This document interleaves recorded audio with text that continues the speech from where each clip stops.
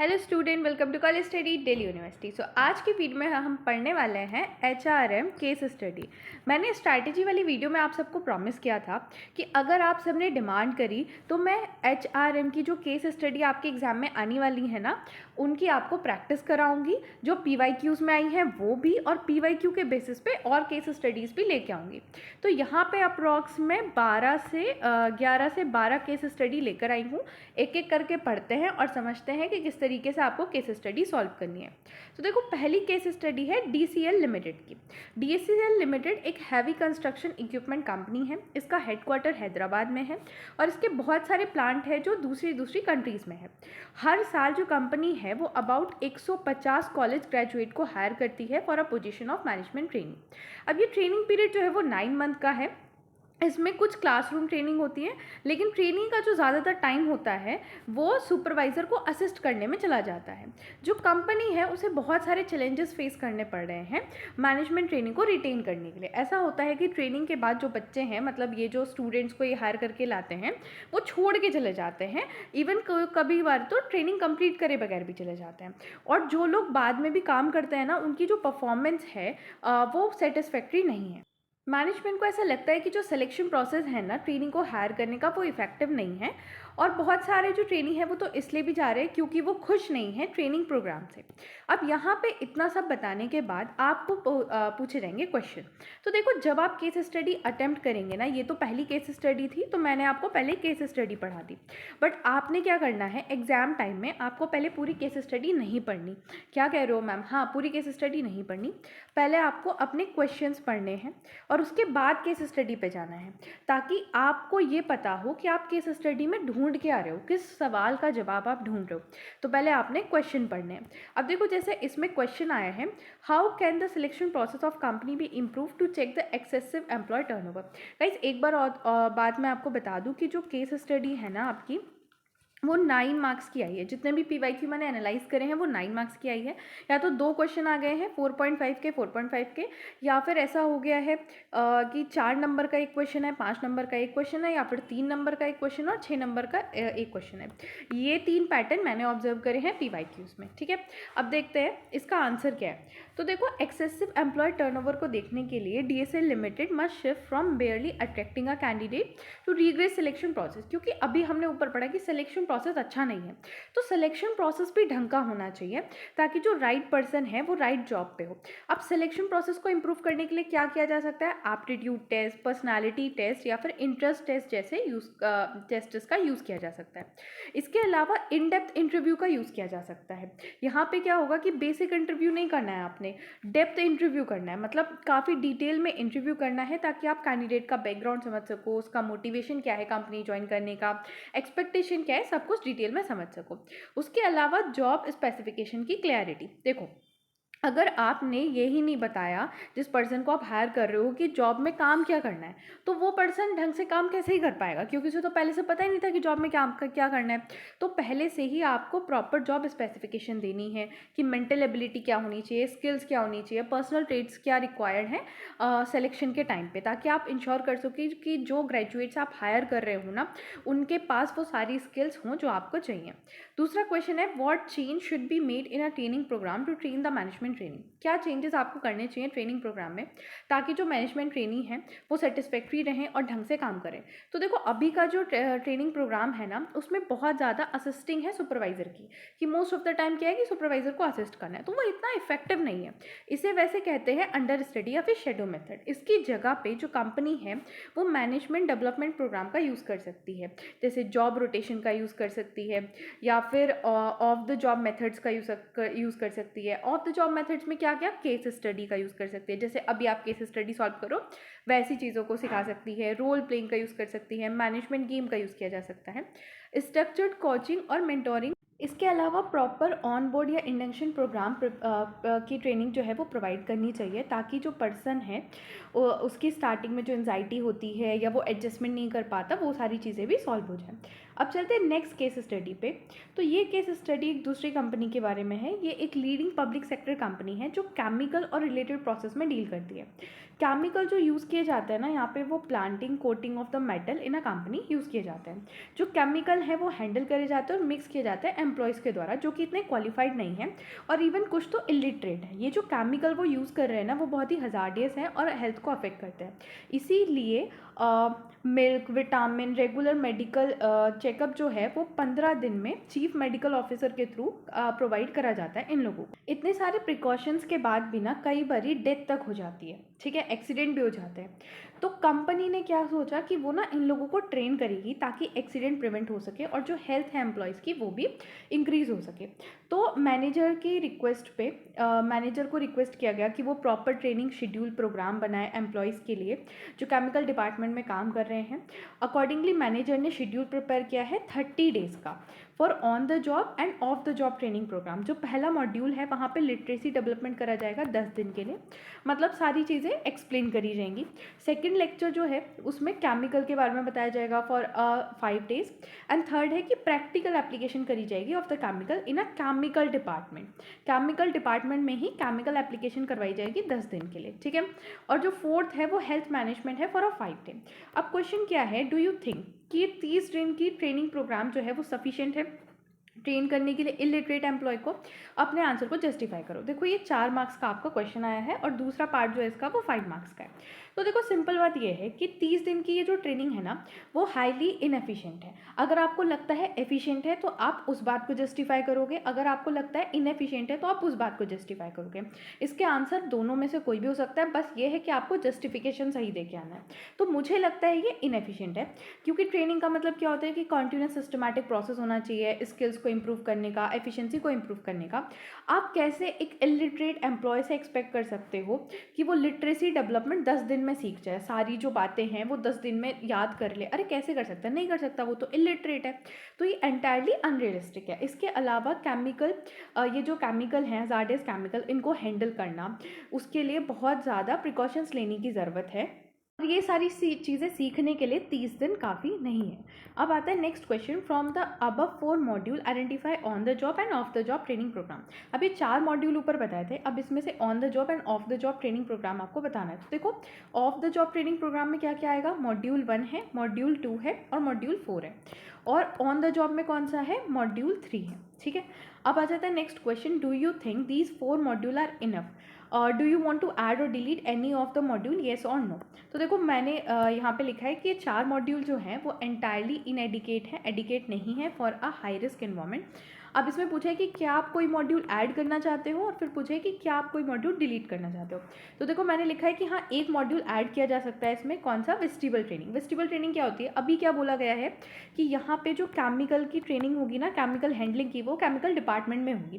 तो देखो अगर केमिकल डिपार्टमेंट में ट्रेनिंग दी जा रही है, केमिकल कोई मतलब एक्चुअल केमिकल के साथ सारी चीज़ें सिखाई जा रही है, तो हाथ पे गिर गया, एक्सीडेंट हो गया, डेथ से हो सकती है, उसकी जगह पे वेस्टिबल ट्रेनिंग दी जा सकती है। वेस्टिबल ट्रेनिंग क्या होता है कि एक डमी मॉडल होता है पूरी चीज़ का, एक्चुअल इन्वायरमेंट का, और वहाँ पे पूरी ट्रेनिंग दी जाती है। उसके बाद डिलीट या मॉडिफाई करने के लिए कहा जाए तो जो ये लिटरेसी डेवलपमेंट है ना 30 दिन की, इसको डिलीट या इसको मॉडिफाई करना चाहिए, क्योंकि 30 दिन में तो सारी चीज़ें नहीं समझी जा सकती, या तो इसका टाइम पीरियड एक्सटेंड करना चाहिए या फिर उसको डिलीट करके मॉडिफाई करना चाहिए कुछ।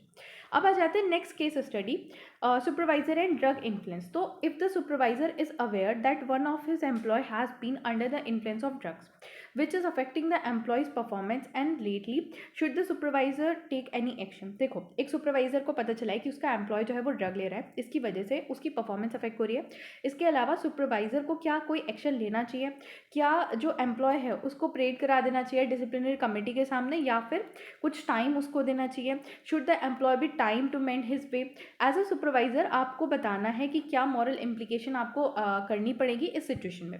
इस तरह की केस स्टडी भी आई है। देखो ऊपर की 2 केस स्टडी क्या थी कि आपको लॉन्ग पैराग्राफ दे रखा था और क्वेश्चन पूछ रखे थे, यहाँ पे मुश्किल से 2 या 3 स्टेटमेंट दे दिए और आपसे डायरेक्टली क्वेश्चन पूछ लिया। तो इस तरीके के भी क्वेश्चन आपके एग्जाम में आए हैं पीवाईक्यू में, और आपके क्वेश्चन पेपर में भी आ सकते हैं। तो देखो पहला है कि should the supervisor take action, तो हाँ सुपरवाइजर को एक्शन तो लेना ही चाहिए, इमीडिएट एक्शन लेना चाहिए कि अगर उसको पता चल रहा है कि एम्प्लॉय जो है वो ड्रग्स के इन्फ्लुएंस में है तो उससे बहुत ज़्यादा फिजिकल और साइकोलॉजिकल हैजार्ड हो सकता है, उसके लिए भी, कलीग के लिए भी और ऑर्गेनाइजेशन के लिए भी। तो मैनेजमेंट को ये बात इंश्योर करनी चाहिए कि जो सेफ्टी है या जो लीगल कंप्लाइंस है वो फॉलो हो रहे हैं और हेल्दी वर्किंग एनवायरनमेंट मेंटेन हो रहा है। अब दूसरा इसमें पूछा गया है should the employee be paraded before a committee और गिवन अ टाइम, कि क्या एम्प्लॉय को फटाफट कमेटी के सामने प्रेजेंट कर देना चाहिए, टाइम देना चाहिए। तो देखो एम्प्लॉय को थोड़ा टाइम देना चाहिए क्योंकि एम्प्लॉय की काउंसलिंग कराना ज़्यादा सही रहेगा इंस्टेड ऑफ कि उसे जाके डिसिप्लिनरी एक्शन उस पर ले लो। According to the HR principle, employee counselling का मतलब क्या होता है, ये supportive face to face process होता है जो डिज़ाइन किया जाता है ताकि जो इमोशनल पर्सनल एडजस्टमेंट इश्यूज आ रहे हैं वो रिजॉल्व हो सके। ठीक है, देन उसके बाद नेक्स्ट है moral implication of the supervisor. Supervisor का मोरल इम्प्लीकेशन क्या है, तो देखो जो सुपरवाइजर या HR मैनेजर होता है ना, उसकी कोर कॉम्पिटेंसी में एथिकल और प्रोफेशनल एटीट्यूड होना ही चाहिए कि वो एथिकल रहे और प्रोफेशनल रहे। बट यहाँ पे क्योंकि इशू बहुत ज़्यादा सेंसिटिव है तो बैलेंस करके चलना पड़ेगा ड्यूटी ऑफ केयर को डिसिप्लिन के साथ और रिस्पॉन्सिबिलिटी ऑफ ऑर्गेनाइजेशन के साथ। ठीक है, अब आता है next case study. Technova solution is rapidly growing software development firm. Historically company ने सोली जो है employee referral and walk in interview पे वो फोकस करती थी वैकेंसी फिल करने के लिए, मतलब दो ही तरीका वो यूज़ करती थी कि या तो कोई एम्प्लॉय रेफर कर देता था या वॉक इन इंटरव्यू यूज़ करती थी। However as a company take a more complex AI and cyber security project, HR manager को ये रियलाइज़ हुआ कि करंट वर्कफोर्स के पास स्पेशलाइज टेक्निकल स्किल नहीं है तो उन्हें फ्रेश पर्सपेक्टिव नहीं मिल पाएगा। तो HR मैनेजर ने क्या डिसाइड किया कि वो आउटसाइड द ऑर्गेनाइजेशन टैलेंट को फाइंड करेंगे। अब क्वेश्चन क्या है कि आपको डिफ्रेंशिएट करना है रिक्रूटमेंट और सिलेक्शन में। अब देखो रिक्रूटमेंट क्या है, यहाँ पे सर्च किया जाता है और अट्रैक्ट करा जाता है पोटेंशियल कैंडिडेट को ताकि वो जॉब के लिए अप्लाई करते, बस इतना काम होता है रिक्रूटमेंट में कि ये जो रामू है इसने जॉब के लिए अप्लाई कर दिया, यहाँ पे रिक्रूटमेंट खत्म हो गया। फिर उसके बाद रामू की सारी स्किल्स को देखा जाएगा, मैच किया जाएगा कि क्या वो इस जॉब पे काम करने लायक है या नहीं, और फिर उसे सेलेक्ट किया जाएगा। तो ये होता है सिलेक्शन प्रोसेस। देन आता है next question, suggest 3 external source of recruitment. 3 external source of recruitment हमें बतानी है जो टेक्नोवा यूज़ कर सकती है ताकि वो specialise technical skill and fresh perspective जो है वो लेके आ सके। ठीक है, तो सबसे पहले कैंपस रिक्रूटमेंट। कैंपस रिक्रूटमेंट मतलब अब आप लोग आगे प्लेसमेंट में बैठोगे, आपके कॉलेजेस में बहुत अच्छी अच्छी कंपनीज आएंगी, दैट इज कैंपस रिक्रूटमेंट। ठीक है, देन होता है प्लेसमेंट एजेंसी एंड कंसल्टेंट। तो देखो ये हाईली स्पेशलाइज रोल के लिए ज़्यादातर यूज़ की जाती हैं। प्लेसमेंट एजेंसी ये एक प्रोफेशनल रिक्रूटमेंट एजेंसी होती है, इनके पास पूरा डेटाबेस होता है कि कौन जॉब ढूंढ रहा है और कौन कौन सी कंपनीज जो हैं उन्हें भी जॉब उनके पास वैकेंसीज हैं, तो ये उस चीज़ को मैच करती हैं और इसके बदले में जो ऑर्गेनाइजेशंस हैं उनसे थोड़े पैसे लेती हैं। देन एडवर्टाइजमेंट मतलब पब्लिकली वैकेंसी आप जो है वो एडवर्टाइजमेंट के थ्रू भी लोगों तक पहुँचा सकते हो। देन आती है next case study, horizon retailer. तो horizon retailer operate a supply chain of the market. Company जो है वो ट्रेडिशनल परफॉर्मेंस अप्रेजल सिस्टम को यूज़ करती है जहाँ पे सिर्फ जो इमीडिएट स्टोर मैनेजर है ना वही एम्प्लॉय की परफॉर्मेंस को इवेलुएट करता है। रिसेंटली बहुत सारे जूनियर्स ने और कैशियर्स ने कंप्लेन करी है कि जो मैनेजर है वो बॉयज़ है और वो गुड टीम वर्क को नोटिस ही नहीं करता, ना ही कस्टमर सर्विस स्किल को नोटिस करता है और अपनी मर्जी से किसी को भी अप्रेजल दे देता है। तो HR डायरेक्टर को want to introduce a modern performance management method जो कि फेयर, बैलेंस्ड और कंप्लीट रिव्यू प्रोवाइड करे एम्प्लॉय बिहेवियर और इंटरपर्सनल स्किल्स का। तो अब यहाँ पे क्वेश्चन क्या है कि कौन सा मॉडर्न मेथड जो है परफॉर्मेंस मैनेजमेंट का HR डायरेक्टर इंप्लीमेंट कर सकता है और उस मेथड को हमें एक्सप्लेन भी करना है, मतलब नाम बताना और एक्सप्लेन भी करना है। तो देखो दिक्कत अभी कहाँ है, दिक्कत ये है कि सिर्फ एक बंदे से ही सारी चीज़ें पूछी जा रही हैं। अगर एक से ज़्यादा बंदे से पूछी जाए तो बाइसनेस खत्म हो जाएगी। तो यहाँ पे हम 360 डिग्री फीडबैक को लिख कर आएंगे। 360 डिग्री फीडबैक में क्या होता है, यहाँ पे डिफरेंट लोगों से जो इवैल्यूएशन है वो लिया जाता है, फीडबैक लिया जाता है, मतलब कलीग से भी लिया जाएगा फीडबैक और इमीडिएट सुपीरियर से भी लिया जाएगा, सबसे फीडबैक लिया जाएगा। अब यहाँ पे दूसरा पूछा हुआ है कि who would be the participant in this evaluation and how does this method solve the employee complaint about the bias. अब यहाँ पे यही पूछा है कि कौन कौन लोग इसमें पार्टिसिपेट करते हैं। तो देखो पार्टिसिपेंट कौन होता है इसमें, फीडबैक किस किस से लिया जाता है, सुपरवाइजर से, सबॉर्डिनेट से, कलीग से, कस्टमर से और सेल्फ इवैल्यूएशन भी कराया जाता है। अभी बाइसनेस को कैसे सॉल्व करेगा, यही तो दिक्कत थी ना कि 1% से लिया जा रहा है, अब 7 से 8% से अगर फीडबैक लिया जाएगा तो बाइसनेस की गुंजाइश बचेगी नहीं। ठीक है, अब चलते हैं नेक्स्ट केस स्टडी पे। गाइस आपको लग रहा होगा कि ये केस स्टडी इतनी छोटी छोटी है, इतना ईजी आएगा क्या। आप लोग फर्स्ट ईयर के स्टूडेंट हो और जितना मैंने PYQ को एनालाइज करा है। ज़्यादा हार्ड केस स्टडी आपकी नहीं आई है, बस आपको कॉन्सेप्ट पता होना चाहिए कि कौन सा कॉन्सेप्ट लगना है और ईजिली आप उसे बस आइडेंटिफाई कर सको, इतने से काम हो जाएगा। बस लिख के आपको आना है, चीज़ें एक्सप्लेन करनी है। अगर आपने कोई भी कॉन्सेप्ट आइडेंटिफाई करा है, ठीक है, तो उसको एक्सप्लेन ज़रूर करके आना। भले ही क्वेश्चन ना पूछे कि इस कॉन्सेप्ट को एक्सप्लेन करो, बट एटलीस्ट उसको 2 लाइन में एक्सप्लेन करके ज़रूर आना है। और केस स्टडी ईजी आएंगी। आप इस वीडियो को देखने के बाद पूरा अपने आप पे विश्वास करके जा सकते हो कि मैं केस स्टडी पूरा कंप्लीट कर लूँगा। तो चलिए केस स्टडी देखते हैं। Apex Innovation is a fast growing startup. They have a team of highly talented developers who are crucial to the company long term success. लेकिन क्योंकि वो स्टार्टअप है तो उसके पास इतने पैसे नहीं है कि वो इतने सारे एम्प्लॉयज़ को या इतने हाई क्वालिफाइड एम्प्लॉय को मल्टीनेशनल टेक कंपनी के हिसाब से सैलरी दे सके। अब सीईओ को लग रहा है कि जो लार्ज कॉम्पिटिटर हैं वो उनके बेस्ट एम्प्लॉय को अप्रोच कर लेंगे और सारे एम्प्लॉयज़ यहाँ से चले जाएंगे। अब इस चीज़ को प्रिवेंट करने के लिए जो सीईओ है वो कुछ सप्लीमेंट्री कंपनसेशन देना चाहता है, क्योंकि वो बेसिक पे तो बढ़ा नहीं सकता, तो उसकी जगह कोई और कंपनसेशन देना चाहता है एम्प्लॉयज़ को, ताकि वो फील करे लाइक अ ऑनर, और इनकरेज करना चाहता है उन्हें to stay in a company for a longer term. अब देखो ये जो लास्ट वाली लाइन है ना, यही बहुत ज़्यादा इंपॉर्टेंट है। इसको एक बार फिर से पढ़ो आप, और मैं आपको क्वेश्चन दिखाती हूँ, आपको पता चलेगा। क्वेश्चन है कि what specific supplementary compensation plan should Apex Innovation offer to its developer, define the concept. कौन सा सिस्टमैटिक प्लान वो दे सकते हैं। तो देखो यहाँ लिखा है कि वो ऑनर की तरह फील करे। कौन सा प्लान होता है जिसमें ऑनर की तरह फीलिंग आती है? दैट इज ईसॉप, है ना, यही तो होता है। और लॉन्ग टर्म स्टे भी हो जाता है। क्यों? क्योंकि ईसॉप का जो वेस्टिंग पीरियड होता है वो भी तो फुलफिल करना होता है ना। अब देखो ईसॉप समझो, ईसॉप का मतलब क्या होता है? That is employee stock option. ये एक टाइप का कंपनसेशन है जहाँ पे एम्प्लॉय को राइट दिया जाता है कि वो शेयर को परचेस कर सकता है कंपनी के प्री डिटरमाइंड प्राइस पे आफ्टर अ सर्टेन पीरियड। अब यहाँ पे क्या होता है? वेस्टिंग पीरियड होता है। मतलब ऐसा करा जाता है कि आप ईसॉप आपको आज दिया जा रहा है, लेकिन आप जो है शेयर्स कब परचेस कर सकते हो?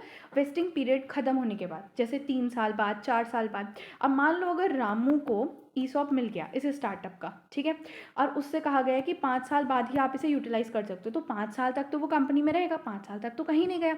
और क्योंकि वो ईसॉप उसे मिला है तो वो कंपनी का ऑनर जैसा भी फील करेगा, ठीक है। तो ये दोनों प्रॉब्लम को सॉल्व कर रहा है। अब यहाँ पे पूछा गया है, how will this plan help the CEO solve the problem of retaining talented employee and competing with a large firm. तो देखो वही सारे पॉइंट है जो मैंने आपको अभी बताए हैं। एक तो वेस्टिंग पीरियड है, दूसरा ऑनरशिप पार्टिसिपेशन है, और फाइनेंशियल बेनिफिट भी मिल रहा है। तो नेक्स्ट हमारी केस स्टडी है ग्लोबल कॉर्प मैन्युफैक्चरिंग से रिलेटेड। तो global Corp manufacturing has recently introduce the advance robotic into its assembly line. Because of this automation, company is facing a situation of redundant manpower. redundant manpower का मतलब क्या होता है कि एक ही काम को करने के लिए बहुत सारे एम्प्लॉयज़ हैं, ठीक है, और अब उन्हें अपनी वर्कफोर्स को रिड्यूस करना है by 150 factory worker to cut the cost. अब जो मैनेजमेंट है वो फोर्सफुली किसी को टर्मिनेट करना नहीं चाहती, क्योंकि इससे स्ट्राइक हो सकती है, डैमेज हो सकती है कंपनी की रेपुटेशन, या फिर जो रिलेशन है ट्रेड यूनियन के साथ वो भी ख़राब हो सकते हैं। तो इसीलिए वो एक मेथड चाहती हैं जिससे वो एम्प्लॉय को इनकरेज करे कि वो लीव करके चले जाए विलिंगली, ठीक है। अब क्वेश्चन है कि कौन सा मेथड जो है वो ग्लोबल कॉर्प यूज़ कर सकती है रिड्यूस करने के लिए वर्कफोर्स को ह्यूमैनली का मतलब फोर्सफुली नहीं, ऐसे आराम से समझा बुझा के कह सकती है कि आप चले जाओ ना, ठीक है। अब कौन सा मेथड वो यूज़ कर सकती है? तो देखो वो VRS का यूज़ कर सकती है। VRS मतलब वॉलेंट्री रिटायरमेंट स्कीम। ये एक मेथड होता है जिससे क्या होता है कि वर्कफोर्स को रिड्यूस किया जाता है वॉलेंट्रीली, क्योंकि उनको बहुत सारे फाइनेंशियल बेनिफिट और इंसेंटिव दिए जाते हैं to retire before the normal retirement age. मतलब नॉर्मल रिटायरमेंट एज से पहले अगर वो रिटायर होने हैं तो उन्हें बहुत सारे फाइनेंशियल बेनिफिट दिए जाएंगे, इंसेंटिव दिए जाएंगे। अब क्वेश्चन क्या है अगला? Discuss 3 major challenges that HR manager will face implementing this scheme. ये स्कीम को इंप्लीमेंट करने में कौन से 3 चैलेंजेस आते हैं वो बताना है। तो सबसे पहले risk of losing a skilled employee. अब देखो VRS को आप ये तो नहीं कहते ना कि जी रामू तू VRS अडॉप्ट कर, या श्यामू तू VRS अडॉप्ट कर, कोई भी अडॉप्ट कर सकता है। हो सकता है रामू एक बहुत ही वेल क्वालिफाइड, बहुत ही हाई एक्सपीरियंस्ड एम्प्लॉय है आपका, और आप बिल्कुल नहीं चाहते थे कि रामू छोड़ के जाए, बट उसने VRS, ये तो वॉलंटरी रिटायरमेंट स्कीम है, उसने ले ली, तो आपका जो बहुत ही स्किल्ड एम्प्लॉय है वो छोड़ के चला गया, तो आपका ये लॉस हो सकता है। देन उसके अलावा डिफ़िकल्टी कन्विंसिंग एन एम्प्लॉय, अब किसी को फोर्स नहीं किया जा सकता, ये वॉलेंट्रीली है, तो किसी को एक्सेप्ट करने के लिए आप फोर्स नहीं कर सकते। हो सकता है आपने वीआरएस तो निकाला, बट आपने जितने एम्प्लॉय आप चाहते थे कि 20 एम्प्लॉय छोड़ के चले जाओ, बट गए नहीं, सिर्फ 2 ही गए, तो ये भी बहुत ज़्यादा डिफ़िकल्टी है कि आप एम्प्लॉय को कन्विंस नहीं कर पाते। उसके अलावा इमोशनल और साइकोलॉजिकल इम्पैक्ट, देखो वीआरएस से बहुत ज़्यादा स्ट्रेस और एंजाइटी क्रिएट होती है अबाउट द फ्यूचर, जो लीव कर रहे हैं उनके लिए भी और जो एम्प्लॉय रह जाता है उनके लिए भी, क्योंकि उन्हें लगता है कि आज अगर रामू को निकाला जा सकता है या रामू को बोला जा सकता है कि तू वीआरएस ले ले, या फिर रामू वीआरएस ले रहा है, तो हो सकता है कि कल के दिन को मुझे भी बहुत दिक्कत आ जाए, मुझे भी अर्ली रिटायरमेंट लेना पड़े, तो जॉब इनसिक्योरिटी हो जाती है, फियर होता है कि फिर से डाउनसाइजिंग हो सकता है, और इससे मैनेजमेंट के ऊपर जो ट्रस्ट है वो खत्म होने लगता है। देन आता है नेक्स्ट केस स्टडी ज़ेनहेल्थ लॉजिस्टिक की। तो ज़ेनहेल्थ लॉजिस्टिक जो है वो स्ट्रगल कर रहा है with the high employee turnover. Employee turnover का मतलब क्या होता है कि एम्प्लॉय आपके ऑर्गेनाइजेशन छोड़ के चले जा रहे हैं। जो एम्प्लॉय है ना इस ऑर्गेनाइजेशन के, वो 10 से 12 घंटे काम कर रहे हैं और कंटिन्यूसली प्रोजेक्ट मैनेज कर रहे हैं, अनरियलिस्टिक डेडलाइन से हैंडल कर रहे हैं। वो रिसेंटली एचआर मैनेजर ने नोटिस किया है कि बहुत ज़्यादा सिक लीव बढ़ गई हैं, सुपरवाइजर की रिपोर्ट आई है कि एम्प्लॉय जो है वो बहुत ज़्यादा एरर कर रहे हैं। इसके अलावा मीटिंग के टाइम पे बहुत ज़्यादा इरिटेबल पर्सनालिटी रहती है एम्प्लॉय की, और वो विड्रॉ कर रहे हैं वर्क प्लेस कॉन्वर्सेशन से। अब क्वेश्चन है कि based on the symptom describe what occupational hazard had the employee experiencing, इन सिम्टम के बेसिस पे बताओ कि कौन सा ऑक्यूपेशनल हजार्ड जो है वो एम्प्लॉय एक्सपीरियंस कर रहे हैं। 3 सिम्टम बताओ अपने केस को सपोर्ट करने के लिए। तो पहले तो आपको वो बताना है कि कौन सा ऑक्यूपेशनल हजार्ड वो एक्सपीरियंस कर रहे हैं, फिर आपको क्यों लगता है कि वही ऑक्यूपेशनल हजार्ड वो एक्सपीरियंस कर रहे हैं। तो यहाँ पे देखो एम्प्लॉय बर्नआउट हो रहा है। एम्प्लॉय बर्नआउट का मतलब क्या है कि एक सीवियर फॉर्म है वर्क प्लेस स्ट्रेस की, जिससे क्या होता है फिजिकल, मेंटल, इमोशनल एग्जॉस्शन हो जाता है। अब आपको ये बात को डिस्क्राइब करना है कैसे। देखो फिजिकल मेंटल इलनेस हो रही है, मतलब सिक लीव बढ़ रही है, ये लाइन आपको हाईलाइट करके लिख के आनी है। देन उसके बाद परफॉर्मेंस डिक्रीज हो रही है, फ्रीक्वेंट एरर, इसके अलावा बिहेवियर चेंज हो रहा है, showing irritability, withdrawing from the work place conversation. तो इस तरीके से आपको कई बारी आंसर अपना ढंग से लिखने के लिए जो केस स्टडी की लाइन होती है ना उसे कोट करके आना पड़ता है। अब नेक्स्ट इसका क्वेश्चन है, suggest 3 strategy that HR department can implement to prevent this issue and improve the work life balance. कौन कौन सी स्ट्रैटेजी हो सकती है। तो सबसे adaptable work schedule. Adaptable work schedule का मतलब क्या है कि फ्लेक्सिबल वर्किंग आवर आप दे सकते हो। आप 10 से 12 घंटे काम कराने की जगह उनसे कम घंटे काम कराओ ताकि वो प्रोडक्टिवली काम करे, और घर से काम करना चाहें तो घर से काम कर सकते हैं। देन रिजुनेशन ब्रेक, मतलब बीच बीच में ब्रेक होना चाहिए, एक ऐसा एरिया होना चाहिए जहाँ पे लोग जाके बैठ सके, थोड़ा रिलैक्स कर सके। अब कंटिन्यूसली आपको कोई कह दे कि आप 10 घंटे पढ़ लो, तो क्या आपकी प्रोडक्टिविटी अच्छी रहेगी? नहीं रहेगी। बीच बीच में आप भी तो चाहते हो ना अपने दोस्तों से गपशप करने, बस वही। देन उसके बाद workload management and clear communication. जो मैनेजर है उसे ऑडिट कंडक्ट करना चाहिए ये इंश्योर करने के लिए कि वर्कलोड जो है वो इवनली डिस्ट्रीब्यूट हो, सब पे बराबर है। अनरिस्ट्रिक्ट डेडलाइन बिल्कुल सेट ना हो। एचआर को भी ट्रेन करना चाहिए मैनेजर को कि किस तरीके से वो एम्प्लॉयज़ की जो वेलनेस है उसको प्रायोरिटाइज करे और टॉक्सिक ओवरवर्किंग ना कराए। अब आता है next case study, Titan automotives. तो देखो at a Titan automotives a factory worker Ramesh noticed that his overtime pay had been incorrectly deducted for a 3 consecutive month। अब रमेश ने देखा कि उसका जो ओवरटाइम पे था भी फालतू के डिडक्ट हो रहा है, वो भी 3 कंटिन्यूसली मंथ से। तो उसने फ्रस्ट्रेट होकर कंप्लेन की इमीडिएट सुपीरियर से, लेकिन सुपीरियर ने उसकी बात को इग्नोर कर दिया। अब रमेश गुस्सा हो गया और उसने बहुत ही ऐसी केयरलेसली काम करना शुरू कर दिया, गॉसिप करनी शुरू कर दी, सबको बता दी कि ये ऑर्गेनाइजेशन तो बहुत ख़राब है, मेरे पैसे डिटेक्ट हो रहे हैं, थीविंग मैनेजमेंट कहना शुरू कर दिया, जिसकी वजह से इन्वायरमेंट बहुत ही टेंस हो गया है on a factory flow. HR manager ने ये रियलाइज़ हुआ कि सिस्टमैटिक प्रोसीजर की ज़रूरत है ताकि कोई भी अगर इशू होता है तो उसको रिजॉल्व किया जाए। अब देखो रमेश के ऑर्गेनाइजेशन में अगर कोई सिस्टमैटिक ग्रीवेंस प्रोसीजर होता, तो अगर उसके सुपरवाइजर ने बात इग्नोर कर भी दी तो कोई बात नहीं, वो दूसरे किसी पे जाता और सीनियर पे जाता, लेकिन कोई सिस्टमैटिक प्रोसीजर ही नहीं है। तो अब यहाँ पे पूछा है what is grievance, was Ramesh grievance express और इम्प्लाई। तो देखो ग्रीवेंस क्या होता है, एक रियल या परसीव कॉज होता है डिससेटिस्फेक्शन का, मतलब आप डिससेटिस्फाई हो, आपको गुस्सा आ रहा है, आपकी चीज़ें फुलफिल नहीं हो रही, उसका एक रियल कॉस्ट जो होता है ना दैट इज ग्रीवेंस, जो एम्प्लॉय एक्सपीरियंस करता है in relation to their work place और कंडीशन। रमेश का जो ग्रीवेंस है वो एक्सप्रेस भी और इम्प्लाइड भी है। एक्सप्रेस कैसे है, क्योंकि उसने एक्सप्लिसिटली जाके बोला अपने सुपरवाइजर को, ठीक है। उसके अलावा इम्प्लाइड क्यों है, क्योंकि उसने गॉसिप करनी शुरू कर दी, उसका बिहेवियर चेंज हो गया, वर्किंग केयरलेसली, ठीक है। देन उसके बाद आता है next question, explain the step ladder procedure that Titan Motive should implement to handle such grievance. तो स्टेप लेटर प्रोसीजर क्या होता है, सीढ़ियाँ चढ़े हो कभी आप तो सीढ़ियाँ चढ़ते हो तो कैसे करते हो, पहले पहली सीढ़ी, फिर दूसरी, फिर तीसरी, ऐसे चढ़ते हो ना। तो स्टेप लेटर प्रोसीजर भी ऐसा ही होता है। ये स्टेप बाय स्टेप प्रोसेस होता है ग्रीवेंस को रिजॉल्व करने का। सबसे पहले इमीडिएट सुपीरियर के पास जाके एम्प्लॉय कंप्लेन करता है। अगर इमीडिएट सुपीरियर नहीं सुनता तो डिपार्टमेंट हेड के पास जाता है, वो नहीं सुनते तो फिर ज्वाइंट ग्रीवेंस कमेटी के पास जाया जाता है, और वो भी नहीं सुनते तो चीफ एग्जीक्यूटिव, और अगर वहाँ भी बात नहीं बनती तो वॉलेंट्रीली आर्बिट्रेशन के पास जाया जाता है। अब आती है next case study, Vanguard Tech. Vanguard Tech जो है उसने रिसेंटली 50 न्यू ग्रेजुएट का बैच हायर करा है। जो मैनेजमेंट है वो अब उनसे एक्सपेक्ट कर रहा है कि वो बस काम करना शुरू कर दे क्लाइंट के सॉफ्टवेयर प्रोजेक्ट पे। हाउएवर जो न्यू हायरी है वो बहुत ज़्यादा कंफ्यूज हैं, उन्हें पता ही नहीं कंपनी के रूल्स, रिपोर्ट स्ट्रक्चर और स्पेसिफिक कोडिंग सॉफ्टवेयर कौन सा वेनगार्ड यूज़ करता है। मतलब उन्हें कुछ बताया नहीं, बस आए और बोला कि चलो काम करना शुरू कर दो। अब वो लोग बहुत ज़्यादा कंफ्यूज है कैसे काम करना है क्या नहीं करना।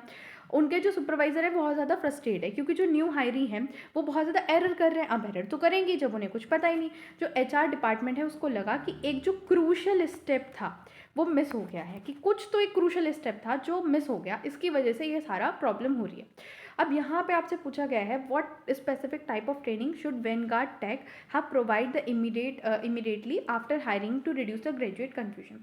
कि कौन सी ऐसी ट्रेनिंग थी जो इमीडिएटली प्रोवाइड करनी चाहिए थी जैसे ही हायर किया था। तो कौन सी ट्रेनिंग थी, ऑन बोर्ड ट्रेनिंग, इंडक्शन या फिर ओरिएंटेशन ट्रेनिंग भी कही जाती है। जब आप अपने कॉलेज में नए नए आए थे तो आपको ओरिएंटेशन हुआ था ना, आप लोगों को सब कुछ बताया था, कॉलेज का टाइम टेबल कैसे देखना है, कैसे सारी चीज़ें देखनी है, कितने क्रेडिट का कौन सा पेपर है। तभी तो आप बिल्कुल फैमिलियर हुए थे ना कॉलेज की चीज़ों से। बस यही बात कही जा रही है कि ये वाली ट्रेनिंग प्रोवाइड करनी चाहिए थी। अब आ जाता है next question, to fix the constant error on a client project what type of training should be given. अब कौन सी ट्रेनिंग देनी चाहिए ताकि जो एरर है वो फिक्स हो जाए। तो देखो, फिक्स एरर करने के लिए टेक्निकल ट्रेनिंग देनी चाहिए ताकि स्पेसिफिक सॉफ्टवेयर के ऑपरेशन और इंजीनियरिंग टेक्निक जो है वो जो नए हायरिंग है वो समझ जाए, along with role specific training, ताकि वो एग्जैक्ट ड्यूटी जॉब समझ जाए। और 2 प्रैक्टिकल मेथड इसके लिए यूज़ किया जा सकता है, या तो शेडोइंग यूज़ किया जा सकता है या फिर फेस्टिवल ट्रेनिंग यूज़ किया जा सकता है। गाइस देखो, ये वाली जो PDF है ना, ये आपको टेलीग्राम पे मिल जाएगी। वीडियो डलने के 1 से 2 घंटे बाद टेलीग्राम चैनल पे आपको ये PDF मिल जाएगी। मैं आपको अभी केस स्टडी समझा रही हूँ, अगर आपको खुद से ये पढ़नी है तो आप वहाँ से डिटेल में इसको पढ़ सकते हो, ठीक है। और टेलीग्राम चैनल का लिंक आपको डिस्क्रिप्शन बॉक्स में मिल जाएगा। अब आती है नेक्स्ट केस स्टडी। तो next case study is Sterling Manufacturing. Sterling Manufacturing has expanded it operation rapidly over a last 2 years. However, the HR department is struggling with a high rate of employee dissatisfaction and frequent resignation. Many newly hired workers complain that the tasks were asked to perform are completely different from what they were told during an interview.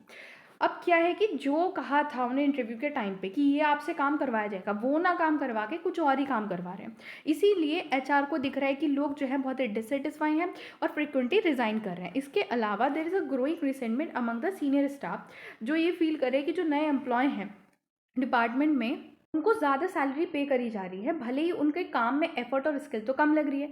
अब HR director realise that company has been recruiting blindly recruit कर रहे हैं, ना तो कोई clearly उन्होंने define करा है कि ड्यूटी क्या होंगी किसी रोल की, कौन से स्किल्स होनी चाहिए उस रोल को फुलफिल करने के लिए, कुछ डेफिनेशन नहीं है, बस ऐसे ही ब्लाइंडली रिक्रूट कर रहे हैं। एडिशनली कंपनी में कोई सिस्टमैटिक मेथड भी नहीं है ये डिटरमाइन करने के लिए कि रिलेटिव वर्थ या फेयर सैलरी कितनी होनी चाहिए किसी नई पोजीशन की कंपेयर टू ओल्ड और एस्टैब्लिश्ड रूल। अब क्वेश्चन आपसे पूछ रहा है कि what specific HR concept is missing that cause the new hiree to be confuse about the task and required skill.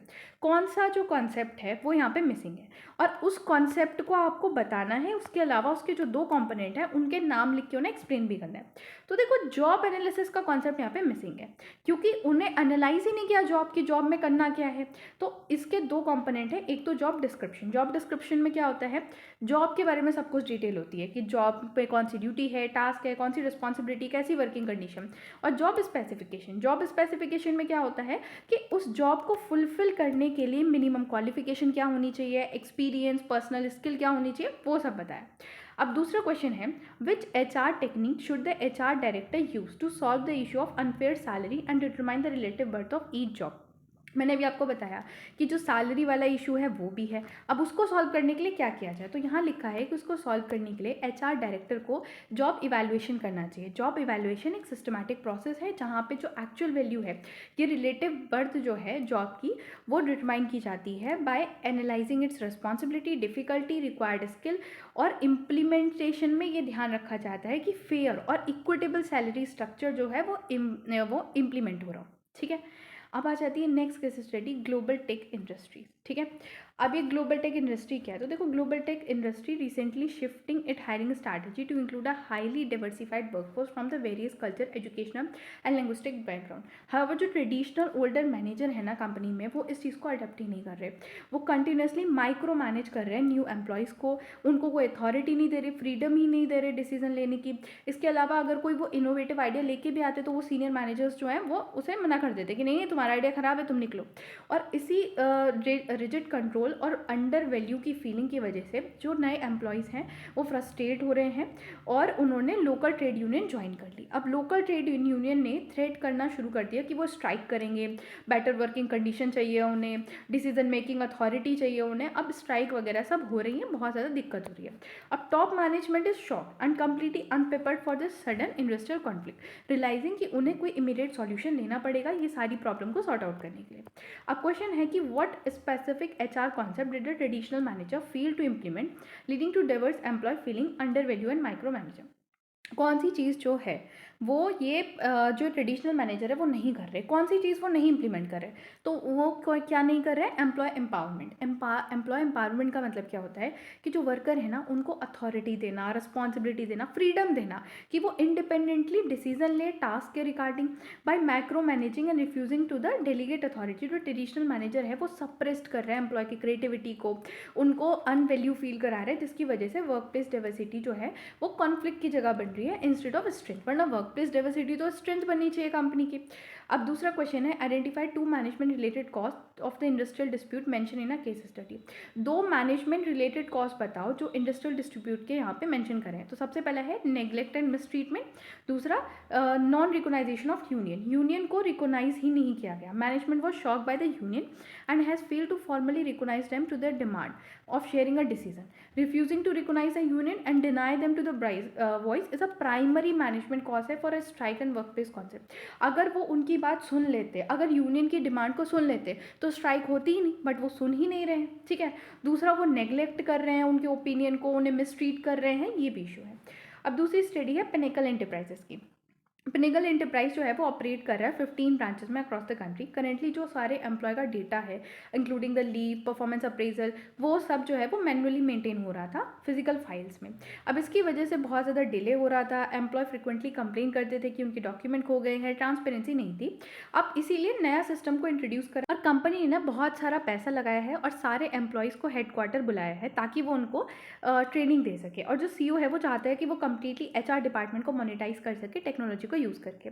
She want a system जहाँ पे एम्प्लॉय इंस्टेंटली अपनी जो रिकॉर्ड है वो ऑनलाइन देख सके किसी भी ब्रांच के। And she also want to implement a cost effective method to train the employ at their own respective location without the need for expensive travel and physical classroom setup. अब question है कि what technology system should CEO implement to solve the problem of manual record and lack of data transparency. ये जो manual record और lack of data transparency है, इसके लिए कौन सा टेक्नोलॉजिकल सिस्टम यूज़ होना चाहिए? तो इसके लिए कौन सा टेक्नोलॉजिकल सिस्टम यूज़ होना चाहिए? ह्यूमन रिसोर्स इंफॉर्मेशन सिस्टम या फिर ऑपरेशनल EHRM। तो ह्यूमन रिसोर्स इंफॉर्मेशन सिस्टम एक सेंट्रलाइज्ड कंप्यूटर डेटाबेस है जो डिज़ाइन किया गया है ताकि वो सिक्योरली मेंटेन कर सके, प्रोसेस कर सके, रिटाइप कर सके एम्प्लॉय का डेटा। और ये एक रियल टाइम डेटा प्रोवाइड करता है, स्पीड अप करता है एडमिनिस्ट्रेटिव प्रोसेस को। दूसरा क्वेश्चन क्या है कि which modern training method should the company adopt to eliminate the travel cost and allow the employee to learn at their own location. मतलब कौन सा ट्रेनिंग मेथड जो है वो कंपनी यूज़ करे ताकि उसकी ट्रैवलिंग की कॉस्ट भी कम हो जाए और एम्प्लॉय जो अपने पेस पे सीख सके। तो ई लर्निंग मतलब डिजिटल लर्निंग यूटिलाइज करके डिजिटल टेक्नोलॉजी, ऑनलाइन प्लेटफॉर्म या वर्चुअल क्लासरूम, ताकि वो ट्रेनिंग मटीरियल को डिलीवर कर सके। ठीक है, अब आती है आपकी लास्ट केस स्टडी और ये आपके PYQ में पूछी गई थी। ठीक है, अब एक केस स्टडी है रमनदीप तिवारी की। Ramandeep Tiwari has been employed for a 9 month in a account section of the large publishing company in Delhi. You have been his supervisor. अब आप जो हैं उसके सुपरवाइज़र हैं पिछले 3 महीने से। Recently you have been asked by management क्या फाइंड आउट करो कंट्रीब्यूशन हर एक एम्प्लॉय का इन अकाउंट सेक्शन और मॉनिटर करो केयरफुली कि क्या वो स्टैंडर्ड जो है वो मीट कर रहे हैं या नहीं। आपने देखा कि सारे लोग तो स्टैंडर्ड मीट कर रहे हैं, लेकिन रणदीप का जो काम है वो ढंग से नहीं हो पा रहा, वो स्टैंडर्ड मीट नहीं कर रहा, बहुत ज़्यादा एरर है, उसके अलावा परफॉर्मेंस भी लो है। He does 20% less than a other killer के ना डिपार्टमेंट। दूसरे किलर जो कर रहे हैं ना उनसे 20% कम उसकी परफॉर्मेंस है। As you look into the Randeep performance review sheet again, you begin to wonder कि क्या किसी तरीके से रेमेडियल ट्रेनिंग दे के रणदीप की परफॉर्मेंस बढ़ाई जा सकती है। अब क्वेश्चन है कि एज रणदीप सुपरवाइजर, आप जो है वो रणदीप के सुपरवाइजर हैं, कैन यू फाइंड आउट कि कहाँ पे पुअर परफॉर्मेंस हो रही है, मतलब क्यों हो रही है परफॉर्मेंस, रीज़न क्या है इस परफॉर्मेंस का। तो हाँ, आप सुपरवाइजर हैं तो आप डिटरमाइन कर सकते हैं root cause of the poor performance कैसे, स्पेसिफिक एचआर टूल को यूज़ करके, जैसे परफॉर्मेंस अप्रेजल, फीडबैक या एम्प्लॉय काउंसलिंग को यूज़ करके। अब अगर आपको लगता है कि जो गैप है वो क्या है, कि आपने गैप एनालिसिस कंडक्ट किया और आपको पता चल रहा है कि गैप क्या पता चला है कि स्किल गैप है, तो स्किल गैप है तो क्या हो सकता है कि आप उसको अच्छी स्किल प्रोवाइड कर दो, है ना, कंडक्ट अ एम्प्लॉय काउंसलिंग। अगर रणदीप जो है उसके पास स्किल तो है लेकिन फिर भी अंडर परफॉर्म कर रहा है तो उसका मतलब है इशू कहीं और है, तो सुपरवाइजर जो है वो face to face counselling session उसके साथ ले सकता है, उसके इमोशनल पर्सनल इशूज़ को डिस्कस कर सकता है। इसके अलावा identify the non training cost through the counselling. जो सुपरवाइजर है वो might discover that 20% performance drop is cause by occupational hazard like employ burnout, कि जो एम्प्लॉय ये है ना काउंसलिंग, उसकी हेल्प से ना सुपरवाइजर ये डिटरमाइन कर सकता है कि ये जो 20% परफॉर्मेंस ड्रॉप हो रहा है ना, ये एम्प्लॉय बर्नआउट की वजह से हो रहा हो या वर्क प्लेस स्ट्रेस की वजह से हो रहा हो, तो आप जो है बड़े आराम से with the help of counselling, with the help of conducting a gap, skill gap, आप ये डिटरमाइन कर सकते हो कि कहाँ पे इशू आ रहा है, रूट कॉज क्या है रणदीप की बेकार परफॉर्मेंस का। अब दूसरा है कि if you find a Randeep has been inadequately trained, how do you go about introducing a remedial training programme. अब आपको रूट कॉज खुद ही बता दिया कि रूट कॉज क्या है, कि उसे ट्रेनिंग ढंग से नहीं मिली, तो आप नेक्स्ट क्या करोगे, तो आप उसे क्या करोगे, रोल स्पेसिफिक और टेक्निकल स्किल ट्रेनिंग आप उसे प्रोवाइड करोगे।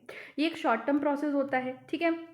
अब आप इसके लिए क्या क्या कर सकते हो, on the job method use कर सकते हो ट्रेनिंग प्रोवाइड करने के, जैसे coaching, mentoring, hand on training, shadow and under study, ठीक है। इससे क्या होगा कि रणदीप की परफॉर्मेंस इंक्रीज हो जाएगी। इसके साथ आपकी केस स्टडी होती है complete. Thank you, thanks for watching. Video को लाइक करो, चैनल को सब्सक्राइब भी करो, वीडियो को हाइप भी करो। और अब वीडियो आनी है इंपॉर्टेंट क्वेश्चन की, सो इंपॉर्टेंट क्वेश्चन की वीडियो जल्दी आ जाएगी। आप केस स्टडी कंप्लीट करो और वन शॉट से अपना पूरा सिलेबस कंप्लीट करो, बस आपको बहुत ही जल्द इंपॉर्टेंट क्वेश्चन की वीडियो भी मिल जाएगी और आपकी हो जाएगी फुल प्रूफ तैयारी। So thank you.